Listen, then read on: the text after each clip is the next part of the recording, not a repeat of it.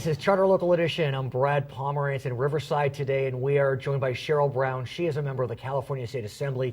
She chairs the Committee on Aging and Long-Term Care, so I'm not that surprised that you received an award from the California Association of Public Authorities for your service to seniors. Tell us about this award, which isn't given very often. Right. They said that I was excited. They said that I showed that we could support seniors and that we need to support seniors. I had a bill that is it was 474, and it was a bill that that gave the SSI and the SSP back to our seniors because they were cut during the Great Depression. Of course. They were cut probably 10% of their money so that it could go into the general fund. And so I had a bill to replace that. That bill is in... Is it in committee or did it get signed yet? No, that bill is not coming out. It's not coming out of committee. No. Okay, but you do have a bill, I think, that is moving. And that's AB 348, which requires a reporting of abuse or mistreatment to be investigated in a timely manner. Is that accurate? You know, that's accurate. The Department of Public Health and I have been speaking about that particular bill. We've decided to turn that into a 2-year bill so that we could set processes in place, and whenever it comes time for that bill to go in effect, the processes will be there so that can happen. They were down staff, so we were able to get some language in the budget. That was one of my asks that I really worked on.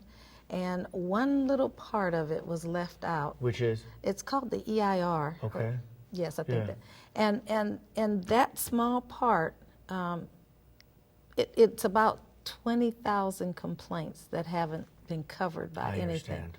So we've asked that we work on that, and that's what that bill does. And so why do you feel this bill is important?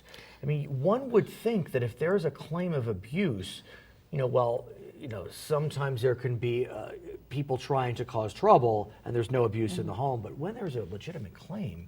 These are nursing homes. Right. And they are, some of them are just, this group that we're talking about are self-reported incidents. I see. So anything that happens, people will report it. Some of those rise to the level of, it's an administrative thing. Fair enough. Just wanted you to know that this happened. And then there's some things that, may have been even more serious.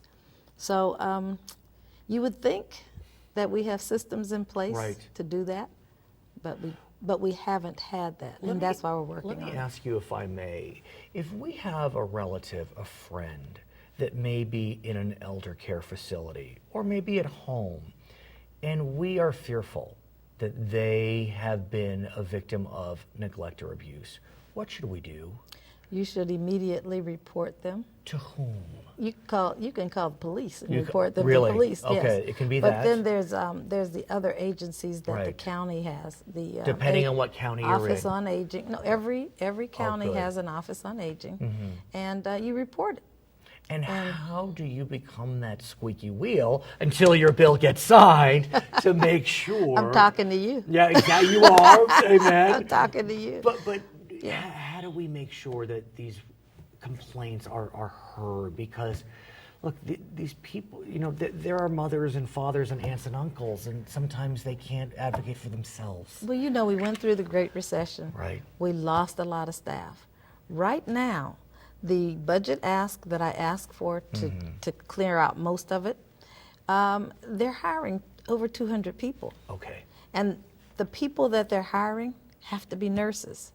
It's very difficult to hire that many nurses, all in one time. They have a couple of years to do it. Right. And once they have that and have the systems in place, our seniors will fare better. I want to ask you about the drought. Oh. Of course, you represent significant portions of San Bernardino County. It's hot, it's dry, and we know that there are some communities, often homeowners associations, which can be very firm with their covenants and requirements. and they will want the lawns throughout their communities to be nice and green and watered. Now, in a perfect world, that may seem fine, but in another world, like today, that can't be done. And so you have a bill that is not only on the move, but it's been signed. Right. It's AB 1, which Right. says a lot about it, and it talks about fining folks for failing to water their lawns. Tell us about this bill. You know what happened was I actually had a neighbor across the street that I was watching them as they were putting the note on the door. I said, "What's going on?" He said, "Well, they're not watering their lawn." And it was in the back of my mind, okay, they're not watering their lawn, and I wish they would, but Right. okay. We went on and moved. Right, I think we moved through that year. right. And I said, I better do a bill. So I did the Right. bill, and I sat down and talked to some of the mayors, and they said, we wouldn't do that. The mayors of my cities Right. said that they would not do that. That meaning fine someone for Find not someone watering their lawn. for not right. watering their lawn. I said, it's like, how are you going to tell people to conserve water and then fine them for watering? Right, So we moved forward on the bill. right. And we heard from people in a few communities. One man had been fined $4,000. Come on. $4,000. For failing to water their For lawn in failing the to- middle of the drought. Right. Now, what I was told is that, well, he doesn't water his lawn. So he doesn't ever water his lawn.